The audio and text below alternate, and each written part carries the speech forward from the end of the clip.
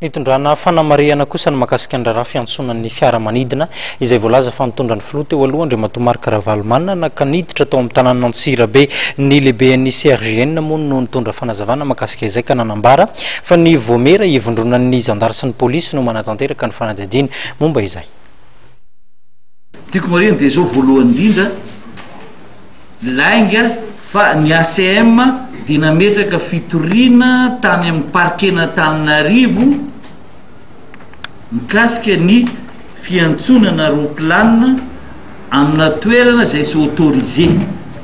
Dia ny fitoriana dia hoe izay olona rehetrarehetra voakasika an'io, na ny tompon'ny fiaramanidina, na ny mpitondra, na ny teo anatiny.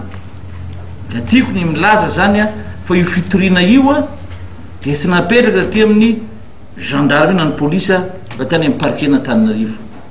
Ary ny parkena Antananarivo rehefa napitany ito aty aminay dia nataony commission mixte d'enquête izy.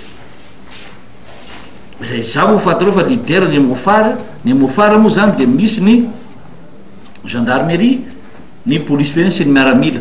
Fa amin'ity lafinjavatra ity zany dia ny gendarmerie sy ny police no voateny ao anatiny.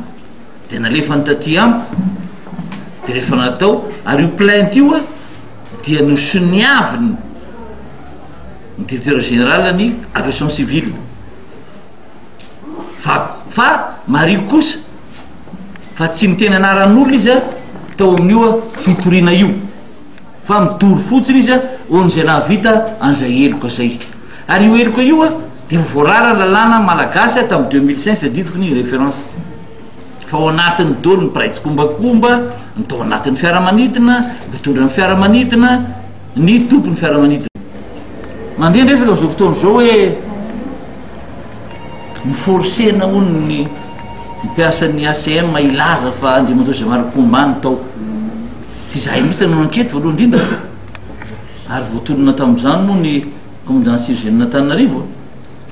Tsy zahay nanao ny ankety ary maninona moa ray volana teoriana vao milaza ny zavatra zay.